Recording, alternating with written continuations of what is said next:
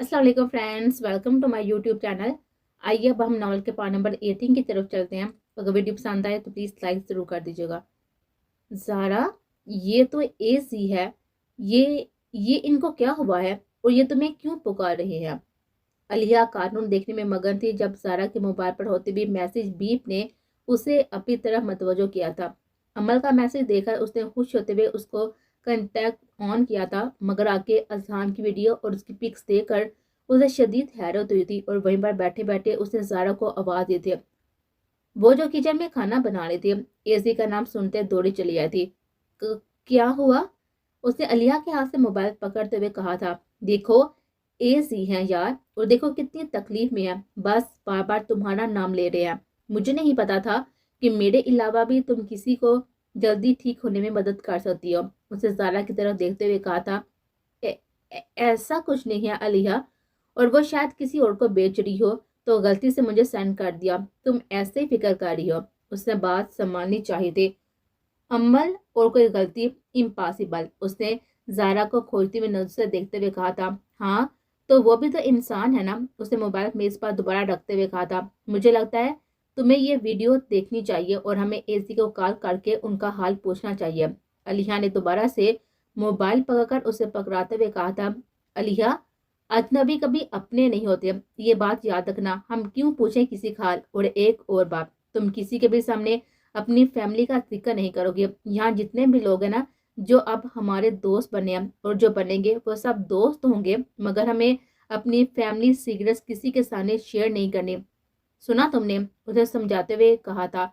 तो तुम्हारे कहने पर मैं जीती जागती अपनी बहन को मार दूं, मैं कोशिश करूंगी, मगर सच बोलना तुमने ही मुझे सिखाया। वो नाक चुराते गुस्से से वहां से वॉक आउट कर गए थे। उसे जाने के बाद ज़ारा ने कपकपाते हाथों से उसकी तस्वीरें देखे थे, जूम करके। बेएहतियात आंसू निकलकर स्क्रीन पर टपके थे। आंखों के आगे धुंध आई थी तो जल्दी से उसे साफ किया था कि इस धुंध का उसे अपने और अजहान के दरमियान आना इस वक्त सबसे ज्यादा जहर लगा था। वो उसे मोहब्बत के सच को खुद से भी छुपाना चाह रहे थे। ये वही दिल था उसका जो किसी न किसी वजह से उससे हाथ रहने का बहाना ढूंढ रहा था, मगर वो चाह कर भी नहीं कर पा रहे थे। उसके दिल में बहुत शिकवे थे उसके लिए, मगर वो उनको नफरत में तब्दील करना चाह रही थी और वो नहीं कर पा रहे थे। उसके दिल में अपनी इस पनपती मोहब्बत को लेकर बहुत से सवाल थे, मगर वह खुद से भी इन सवालों को छुपा रही थी। उसके दिल की बेचैनी की सिर्फ एक ही वजह थी, अजान हयात मलगम।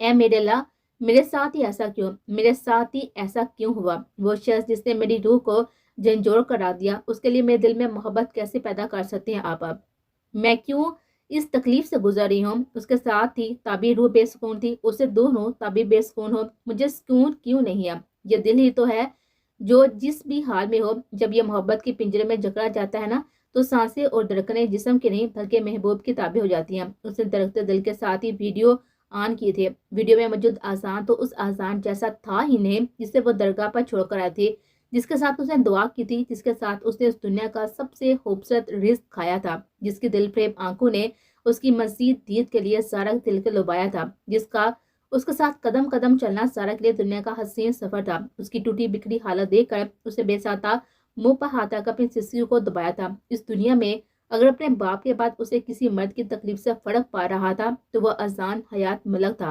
क्यों अजान, क्यों? पहले तो तुमने मुझे तुमसे नफरत करने पर मजबूर किया, अब तुम मुझे तुमसे मोहब्बत करने पर मजबूर कर रही हो। क्यों तुमने अपनी ये हालत बना ली?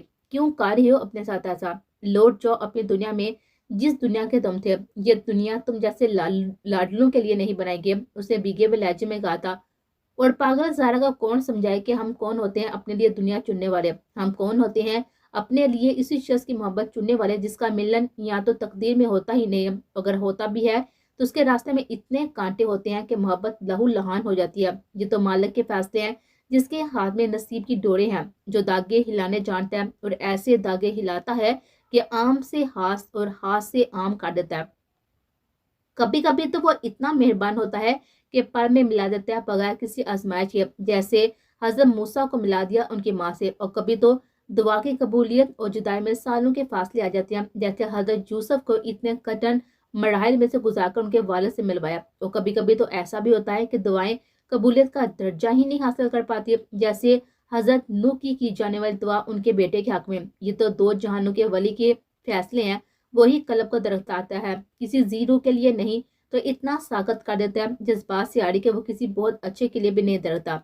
पता है, जो लोग हमसे मोहब्बत करते हैं ना, हमें उनकी मोहब्बतों की कदर करनी चाहिए, उनकी मोहब्बत को अपने दिल में जिंदा रखना चाहिए। क्योंकि अगर तुम्हारे लिए किसी के दिल में अल्लाह ने तुम्हारी मोहब्बत डाली है तो शुक्र करो इस मोहब्बत पर। क्योंकि अगर वो तुम्हारे लिए किसी के दिल में मोहब्बत डाल सकता है तो उसी दिल में इस मोहब्बत के ना मिलने पर सबब भी डाल सकता है। मेरे प्यारे अल्लाह, प्लीज़ मैंने ही दुआ की थी आसान की मौत की, मैं आपसे दुआ करती हूँ उसकी सलामती की, उसे ठीक कर दे, उसे उसकी पुरानी दुनिया सौंप दे तो वह इन अजियतों का आदी नहीं है। मेरे प्यारे अल्लाह, आपके लिए मैंने अजहान की तरफ से दी जमा ली अपनी हर अजियत को उसे माफ़ किया। उसकी हालत को देखकर सोच कर ही दिल थकने लगा है मेरा। उसकी तकलीफ ने मेरे अंदर कड़प बर्पा कर दिया। उसकी यादें, बातें, तकलीफ मेरी ज़ात पर बोझ बनती जा रही है। मेरे प्यारे अल्लाह, मैंने आपके लिए उसकी तरफ से दी जाने वाली हर अजियत पर सब्र कर लिया। अल्लाह, मैं गम से बड़ी बैठी हूँ। मुझे नहीं पता एक नामहरम की मोहब्बत दिल में डालकर मैं किस गुनाह की तरफ जा रही हूँ। मैं कौन से तबाही के दाने पर खड़ी हूँ, खुद को रसवा करने वाली किस मंजिल की तरफ जा रही हूँ। मगर मैं अब इस सच को खुद से भी छुपाते छुपाते थक गई हूँ। मेरे अंदर सब्र अंधेर थे मेरे मालिक, क्योंकि मैं जानती हूँ आपके अलावा कहीं से सुकून नहीं मिला मुझे। मेरे प्यारे दोस्त, मेरे मालिक, मेरी मदद फरमा, उसकी मुश्किल आसान कर दे। उसके दिल में मेरी मोहब्बत की बजाय मुझसे दूरी का सब्र डाल दे। वो सिसकियों से रोड़ी थी और उसके पीछे खड़ी अलीहा ने उसके हर लफ्ज को अजबर याद किया था। उसे रोता छोड़कर वो ऊपर की तरफ दबे कदमों पर थी। उसे समझ नहीं आ रहा था कि जिसके कानों ने और आंखों ने देखा था या सुना था वो ठीक था, या फिर जो कुछ जारा उसको समझा रही थी वो ठीक था। वो नहीं जानती थी कि उसकी बहन किसके लिए तड़प रही है अदना। अगर वो उसे एजी से मोहब्बत करती है तो उसे चाहिए कि उसे शादी का ले। उसमें इतने रोने और तड़पने वाली क्या बात है। और वैसे भी एजी बीमारी में भी तो उसे ही पुकार रहा था, यानी उसे जारा की फिक्र थी, तो उसमें इतना बड़ा मसला तो था नहीं। बहुत के दिमाग में ताने बुनने लगे थे। हो सकता है कि ज़ारा घबरा रही हो ये सब सबके सामने कबूल करने से, क्योंकि वो हमेशा मोहब्बत के खिलाफ रही है। जैसे सनान और अमल की मोहब्बत के, जैसे माहिर भाई और मायदा शम्स की मोहब्बत के। तो लोग उसे ऐसे बातें करेंगे कि जो लड़की हमेशा मोहब्बत के खिलाफ रही है वो कैसे मोहब्बत कर सकती है। उसे किसी नुक्ते पर पहुंचते हुए सोचा, तो भी ठीक है, अगर वो ये सब नहीं कर सकती तो एजी तो कर सकता है ना। अगर वो सबके सामने कह दे कि वो सारा को पसंद करता है तो मसला ही हल है। अब वो एग्जैक्ट पॉइंट पर पहुंच चुके थे, तो फिर ऑपरेशन एजी लव जी शुरू किया जाए। उसे खुद को सहराते मुस्कुराते हुए कहा था, चलो सारा, मुझे अपने जीजा बहुत पसंद, अब बस तुम्हें उन तक पहुंचाना है, आई मीन मिलाना है। झूमते हुए वो बेड पर गिरी थी और खुशी से मुस्कुराए थे। हाँ के नवाज, देखो यहाँ नींद की गोलियां होंगी, मुझे वो ला कर दो। तकरीबन आधे घंटे बाद वो उठ बैठा था। उसे सीने पर दबाव महसूस हुआ था और कानों से धुआं निकलता हुआ जिस्म उसका किसी भट्टी की तरह फनक रहा था। छोटे मलक साहब, डॉक्टर को बुला लेता। हक नवाज ने मेडिसिन बॉक्स लाकर देते हुए कहा था, नहीं उसकी जरूरत नहीं है, पानी दो। मेडिसिन बॉक्स में से नींद की 2 गोलियां लेकर उसके मुंह में रखते हुए कहा था, ये ले। हक नवाज ने उसकी तरफ पानी बढ़ाया था। छोटे मलक साहब, अढ़ान साहब का फोन आ रहा था, पूछ रहे थे आपका। मुराद ने इतला देते उसे कहना, मैं बिल्कुल ठीक हूँ और सो रहा हूँ, उसे परेशान मत करना। मैं नहीं चाहता कि मेरी वजह से परेशान होकर अपने और अमल के साथ शुरू हुई जिंदगी के दिन ना खराब करें। अब तुम लोग जाओ सब यहाँ से, उसने आंखें बंद करते हुए कहा था।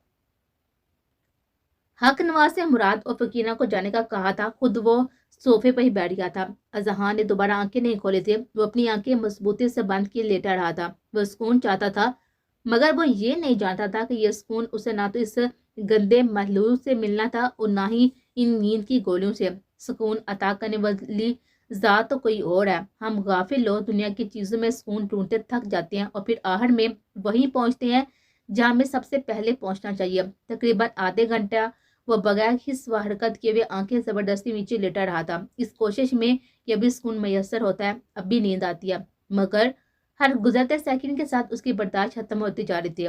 चाह कर भी, कोशिश के बावजूद भी, इन नींद की गोलियों के बावजूद भी ना तो नींद उस पर मेहरबान हो रही थी और ना ही वो सो पा रहा था। महरूम जुनेद जमशेद साहब ने कहा था, मैंने बहुत ही फेमस हो गया था, दुनिया की हर आसाइश मेरे पास थी, मगर मुझे फिर भी एक चीज की कमी थी और वो था सुकून। मैं हवार हो गया था वो सुकून ढूंढते ढूंढते, और फिर वो सुकून मुझे अमेरिका के 5 स्टार होटल में भी नहीं मिला, जो मुझे एक मिट्टी की बनी हुई मस्जिद में खजूर की बनी हुई चटाई पर सोने से मिला। इस वक्त मुझे इतने सुकून की नींद आई कि मैं कभी पहले इतने सुकून से नहीं सो सका। बस साबित हुआ कि ये धन दौलत आसाइश ये सब इस दुनिया की सौगातें हैं और यही रह जानी है, सुकून दायमी है जो सिर्फ और सिर्फ हसीते एहलाई से मिलता है। इन लोगों को जिन्हें चुन लिया जाता है, जिन्हें राह मुस्तकीम दिखा दी जाती है और जिन पर हदायत फर्ज कर दी जाती है। वो उठ बैठा था, उसे सुकून नहीं था, तरफ थी बात। खिड़की से ठंडी हवा आती महसूस होती तो रूह खिड़की की तरफ का लिया। अजहान दरगाह पर चले, उसे खिड़की के पास खड़ी सफेद आंचल लिए ज़ारा बोलती हुई नजर आई। ज़ारा ज़ारा कंफर्टर उठाकर दीवानावार भागा था, मगर खिड़की के आसपास कोई भी नहीं था। क्या हुआ छोटे मलक साहब? हकनवार से उसे खिड़की के पास गिरते को उठाया था। वो यहाँ थी हकनवार, वो तेज तेज सांस लेते हुए कह रहा था। कोई नहीं है यहाँ छोटे मलक साहब, हकनवार से उसे उठाते हुए बेड पर बैठाते हुए कहा था। पानी? उसे पानी का गिलास भरकर उसके लबों के साथ लगाया था। उसके लब थरथरा रहे थे, दांत कुछ कुचा रहे थे। हक नवाज ने आयतल कुर्सी पढ़कर फूंक मारी थी उसके वजूद पर। चलो चले, उसने कांपते वजूद के साथ उठते हुए कहा था और बाहर की तरफ बढ़ा था। कहाँ? हक नवाज पीछे ही लपका था, उसको समाते सहारा देते उसके साथ चला था। मुराद से कहो कि गाड़ी निकाले, दरगाह जाना है। मुराद मुराद वह ऊंची आवाज में उसे आवाजें देता हुआ बोला था। मुराद सुनते ही गाड़ी निकाल कर उसकी तरफ आया था और वो बगैर कुछ पी के गाड़ी में बैठा था। छोटे मलक साहब, रात का 1 बज रहा है, मुझे लगता है हमें डॉक्टर के पास जाना चाहिए। दरगाह सुबह चलेंगे, उसने गाड़ी स्टार्ट करते हुए कहा था। दरगाह चलो, उसने लाल अंगारा आंखें लिए हुए उसे घूरते हुए कहा था। ले चल मुराद दरगाह, हो सकता है वहां सुकून मिल जाए हमारे शेर को। हक नवाज ने भी गाड़ी में बैठते हुए कहा था। शीशे खोल दो सारे गाड़ी के, उसने बंद आंखों से सील के साथ टेक लगाते हुए हुक्म दिया था और मुराद ने हुक्म की तामील की थी। मैं आ रहा हूँ तुमसे मिलने दरगाह पर। ज़ारा मेरा इंतजार करना तुम बात। उसने दिल पर हाथ रखते जेर लब सरगोशी की थी और लंबी लंबी सांसें लेने लगा था। उसे सांस लेने में भी दुश्वारी हो रही थी। तुम दोनों घर चले जाओ, मुझे कुछ काम है, लाटा ने कैब रखवा कर उससे कहा था। हाँ ठीक है, थैंक यू, बीन्स और नशा ने कैब में बैठते हुए कहा था। वो तीनों हॉस्पिटल से चेकअप करवा कर निकले थे। हॉस्पिटल से डॉक्टर का कुछ काम था तो वो वहां दोनों को कैब करवा कर देकर वो चला गया था। यार प्लीज पिज्जा ऑर्डर कर दो, नशा ने घर पहुंचते ही सोफा पर गिरते हुए कहा था। पिज्जा स्पाइसी है और अभी डॉक्टर ने क्या कहा, तुम्हारा जख्म अभी पूरी तरह से ठीक नहीं हुआ तो तुम कुछ भी स्पाइसी नहीं खाओगे। बीन्स ने किचन की तरफ जाते हुए कहा था। क्या यार, अब तुम मेरी डॉक्टर मत बनो, उसे नाक फैलाते हुए कहा था और उसके पीछे किचन में आ गए थे। फिलहाल ये खाओ, मैं तब तक तुम्हारे लिए सूप बनाती हूँ। उसे फ्रिज में से स्ट्रॉबेरीज निकाल कर बॉक्स उसके सामने रखा था, जिसे वो शदीद भूख होने के बाद ना चाहते हुए भी खा रहे थे। क्या डिसाइड किया है अब तुमने? नशा ने बीन्स के इतने नॉर्मल बिहेवियर पर उसे पूछा। किस बारे में? उसे फ्रिज में से चिकन निकालते हुए कहा। डाल्टन के बारे में, नशा ने स्ट्रॉबेरीज मुंह में रखते हुए कहा था। डाल्टन के बारे में? क्या वो हमारा अच्छा दोस्त है? उसे मेरी जिंदगी बचाई, मेरे लिए वो मेरा मसीहा है। बीन्स ने सख्त लहजे में कहा था। वो सारी जिंदगी तुम्हें हर मुश्किल से बचा सकते हैं, क्या तुम्हें अब भी उसकी मोहब्बत पर शक है? उसे टटोलते हुए पूछा था। नहीं, मगर मैं चाहती हूँ कि उसे वो मिले जो जिसे वो डिजर्व करता है। मेरी जैसी लड़की उसके काबिल नहीं है, वो बहुत हास है, उसे कोई हास ही मिलनी चाहिए। अपने लहजे को हतल मकान नॉर्मल रखते हुए उसने सूप के लिए सब्जियां काटते हुए कहा था। ये बात तुम और मैं अच्छे से जानते हैं कि इस दुनिया में अगर कोई डाल्टन के लिए हास है तो वो बीन्स चार्लिस है, उसने नरम लहजे में कहा था। पहले की बात और थी निशो, उसने चूल्हा जलाते हुए कहा था। हाँ, पहले की बात और थी, अब उसे जुनून हो गया तुम्हारा। जिस जुनून से उसे तुम्हें बचाया है ना, वो कोई जुनूनी ही कर सकता है। उसने अपने लिए गिलास में पानी निकालते हुए कहा था। मैं उसे नजरें नहीं मिला पाती निशो, मैं जब सोचती हूँ कि मैं उसकी मोहब्बत को कैसे जूती की नोक पर डालकर उसको दुखी किया था, मेरी हिम्मत ही नहीं होती उसे माफी भी मांगने की। मैं कैसे इन सब को ठीक करूं? उसे कुर्सी पर बैठते रोते हुए कहा था। देखो बीन्स, बास दफा बहुत मुश्किल होता है इन चीजों को संभालना जो हमने खुद बिगाड़ दी हो, जिनको अपने हाथों से जगह जगह बिखेरा, और हमें ये भी लगता है कि हम शायद ये सब ठीक नहीं कर पाएंगे, मगर थोड़ी सी हिम्मत लाने की देर होती है, सच्चे दिल से अज़म करने की देर होती है और पहला कदम बढ़ाने की देर होती है। फिर जो बिखरा हुआ होता है वो खुद ब खुद सिमट जाता है। मैं जानती हूँ तुम्हें डर है कि वो अब शायद तुम्हारी तरफ ना लौटे, या उसके दिल में तुम्हें लेकर बहुत सारे शकूक हों, बहुत सारे सवालात हों, मगर तुम सिर्फ इस बना पर पीछे नहीं हट सकती। हो सकता है तुम्हारा अंदाजा गलत हो और उस उम्मीद पर बैठा हो कि कब तुम उसकी तरफ एक कदम बढ़ाओ और वो तुम्हारी तरफ 100 कदम बढ़ाए। उसे उसके आंसू साफ करते हुए बड़े प्यार से उसे समझाते हुए कहा था। वही तो नहीं हो रहा, وہ ایک قدم ہی تو نہیں بڑھا پا رہی اس کی طرف۔ اس نے آنسو بھری ہوئی آنکھوں سے اسے دیکھتے ہوئے کہا تھا، بینس، اسے تمہارے لیے اتنا کچھ کیا بغیر کسی خوف، بغیر کسی ڈر کے، پتہ ہے کیوں؟ اس کی آنکھوں میں آنکھیں ڈالتے ہوئے نشرہ نے کہا تھا۔ کیوں؟ اس نے بھی اس کی آنکھوں میں دیتے ہوئے پوچھا تھا۔ اس لیے کہ اسے تمہیں کھونے کا ڈر تھا۔ اسے ڈر نے اسے اتنا جنونی بنا دیا تھا۔ کیا تمہیں یہ ڈر نہیں ہے کہ تم اگر اس سے یہ سب نہ کلیئر کر سکی تو تم اسے کھو دو گی؟ کیا یہ ڈر تمہیں اس کی طرف بڑھنے کی طاقت نہیں دے سکتا؟ اسے سوالیہ لہجے میں کہا تھا۔ میں اسے اب کبھی کھونا نہیں چاہتی۔ بینس سے اپنے دونوں ہاتھوں سے اپنا منہ چھپاتے روتے ہوئے کہا تھا۔ تو بس پھر ہمت کرو، انشاءاللہ سب ٹھیک ہو جائے گا۔ تم اس کی طرف ایک قدم بڑھاؤ، وہ تمہاری طرف 100 قدم بڑھائے گا۔ میں اسے اچھے سے جانتی ہوں۔ بس آپ جب اس کی طرف بڑھو تو پورے دل سے اس کی محبت کو اور اسے قبول کرنا۔ نشہ نے اس کے ہاتھوں کو اپنے ہاتھوں میں لیتے ہوئے پیار سے کہا تھا۔ مگر یہ سب کیسے ہوگا؟ اس نے سینگ کے پاس کھڑے ہو کر اپنی آنکھوں پر پانی کے چھینٹے مارتے ہوئے کہا۔ وہ تم مجھ پر چھوڑ دو، آئی ہیو اے پلان۔ بس تم مجھے کچھ کھانے کو دو، بہت بھوک لگ رہی ہے یار۔ اس نے خشک لہجے میں کہا تھا۔ تم نے گھر بتایا اپنے زخم کے بارے میں؟ بینس نے پوچھا تھا۔ بالکل بھی نہیں یار، ان کو نہیں بتا سکتی، بہت پریشان ہو گیا اور نیا نمبر بھی نہیں دے سکی ان کو۔ تھوڑی ٹھیک ہو جاؤ پھر کال کروں گی۔ ایسے کی تو ارحان بھائی اور اذہان بھائی اٹھتے ہوئے آ ٹپکیں گے اور بڑی ماما فضول کا بی بڑھوا لیں گے۔ اسے پریشان ہوتے ہوئے کہا۔ ہاں یہ بھی ٹھیک ہے، ویسے تمہارا انٹرویو کب ہے؟ اسے سبزیوں کو پین میں ڈالتے ہوئے پوچھا تھا۔ کل، اسے سرسری تھا جواب دیا۔ کیا لگتا ہے سلیکشن ہو جائے گی؟ بینس نے سوپ میں چمچ کھلاتے ہوئے کہا تھا۔ پتہ نہیں یار، بٹ ٹرائی تو کر سکتی ہوں نا۔ اور تمہیں پتہ ہے وہ جو ڈاکٹر سبحان ہے نا، وہ بھی وہاں کے آفیشیل جرنلسٹ ہیں۔ اسے اس کو اطلاع دی تھی۔ کیا واقعی؟ وہ دو کام ایک ساتھ کیسے کر سکتے ہیں؟ اس نے چولہا بند کرتے ہوئے کہا تھا۔ پتہ نہیں، بٹ دعا کرو کہ میرا انٹرویو کہیں وہ نہ لے لے۔ ویسے تو اچھا ہے، مگر اس کی اور میری سوچ میں تھوڑا فرق ہے اور وہ مجھے تھوڑا اکھرو بھی لگتا ہے۔ ڈسپلن مین، اس نے بیزار لہجے میں کہا تھا۔ کچھ بھی کہہ لو، ویسے وہ ہینڈسم، آئی ایم امپریسڈ۔ بین سے پیالے میں سوپ نکالتے ہوئے کہا تھا۔ کوئی ہینڈسم نہیں ہے اور تم نہ ڈائریکٹر پر ہی دھیان دو تو زیادہ بہتر ہے۔ اسے سوپ کا پیالہ لیتے ہوئے کہا تھا۔ کیوں صبح بعد تم دھیان دینے والی ہو؟ بینس نے آنکھ مارتے اسے چھیڑا تھا۔ استغفراللہ، کیسے باتیں کر رہی ہو تم؟ کچھ بھی بولتی ہو، اسے گھورتے ہوئے کہا تھا۔ ویسے برا نہیں ہے، تم ٹرائی کر سکتی ہو، ایک ہی ملک سے ہو، ایک جیسے شوق ہے دونوں کے۔ بینس سے پھر سے چھڑا تھا۔ بینس گدی، اسے اس کی طرف سامنے پڑی فروٹ کی ٹوکری سے سیب پکڑ کر پھینکا تھا جسے اس نے ہنستے ہوئے کیچ کیا تھا۔ وہ درگاہ کے دروازے پر پہنچ چکے تھے۔ اذہان سارے راستے کھڑکی کے ساتھ لگا کسی چھوٹے بچے کی طرح آتے جاتے مناظر دیکھ کر لمبے لمبے سانس لیتے اور پھر گاڑی سے اتر کر وہ داخلی دروازے کی طرف بڑھا تھا۔ غیر ارادی طور پر نظر سامنے پڑتی۔ تم وہاں سے بھی مجھے دیکھ سکتے ہو، مجھ پر نظر رکھ سکتے ہو۔ زارا کا ہیولا اسے نظر آیا تھا۔ اس کے لبوں پر مسکراہٹ مچ رہی تھی۔ ایک دم بڑھا کر سیڑھی پر رکھا تھا، جوتے اتارے تھے۔ اس کی آنکھوں کے سامنے وہ معمولی پاؤں لہرائے تھے جب اس نے اور زارا نے اکٹھے جوتے اتارے تھے۔ درگاہ میں جوتے پہن کر نہیں جاتے، اس نے جوتے اتارتے ہوئے کہا تھا۔ اس کے ہونٹوں پر پھر سے مسکراہٹ مچ رہی تھی۔ اسے اب زارا کو یاد کر کے سکون مل رہا تھا۔ قدم بھرتا سے لڑکھڑایا تھا اذان حیات ملک کا۔ اب جسم بھی کانپ رہا تھا۔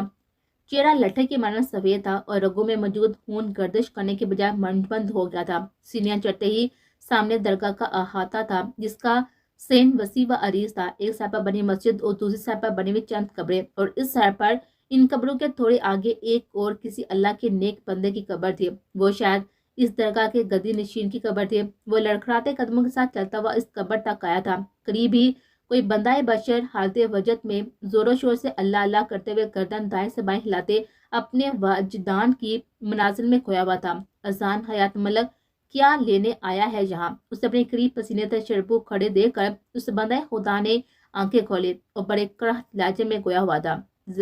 زارا دورید، وہ بے بسی کی انتہا پر تھا۔ کامتے جسم اور کامتے لفظ منہ سے نکالے رہا تھا۔ حلق سوکھے کانٹے کی مانند چبھ رہا تھا۔ چلا جا یہاں سے، عشق کے آتش سے مل کر خود کو حاکی تو کر، التبت بن پھر مست، وجدان کی روح کو تو جان۔ میں نے اسے یہاں دیکھا، وہ کامتے ہاتھوں سے آگے کی طرف بنے ہوئے مزار کے احاطے کی طرف عورتوں کے لیے بنائے گئے برانڈے کی طرف اشارہ کرتے ہوئے کہہ رہا تھا۔ تو جانتا ہے کہ تو کس کی بات کر رہا ہے؟ زارا دورید پاک روح ہے، تیری طرح غلاظت کا ڈیر نہیں۔ وہ آنکھیں باندھ کے پھر سے کرخت لہجے میں گویا ہوئے تھے۔ میں بدل لوں؟ اس کے لفظ ابھی منہ میں تھے۔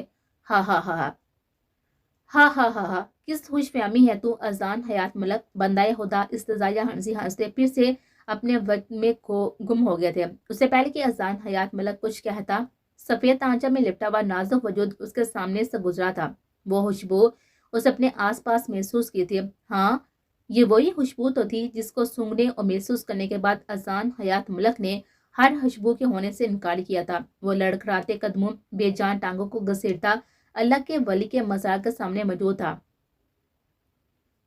اندر موجود چند لوگ اس ولی اللہ کی زری کے پاس بیٹھے اونچی آواز میں پکارے تھے، حق فرید یا فرید، اللہ محمد چار یار، حاجی خواجہ قطب فریب، حق فرید یا فرید۔ وہ آواز اس کے جسم اور روح کو تار تار کرتی جھنجھوڑ رہی تھی۔ وہ وہیں پر نڈال ہو کر گرا تھا۔ اس سے پہلے کہ وہ ہوش ہوا سے بیگانہ ہوتا، اسی مہربان سفید آنچل نے اس کے دل کے مقام پر ہاتھ رکھا تھا۔ اذان حیات ملک کے سوکھے سفید لب تھر تھرائے تھے۔ زارا اور بند ہوتی آنکھوں کو زبردستی کھولنے کی کوشش کی تھی۔ اندھیروں سے روشنی کے سفر کا پہلا قدم مبارک۔ اس سفید آنچل والے نازک وجود نے ہلکی سی مسکان لیے ہوئے کہا تھا اور پھر اس کے دل کے مقام پر اللہ لکھ کر مہر ثبت کی تھی، اور اس بار بھی اذان حیات ملک اس کا چہرہ دیتے ہی ہوش و حواس سے بیگانہ ہوا تھا۔ دل پر حیرت نے عجب رنگ جما رکھا تھا۔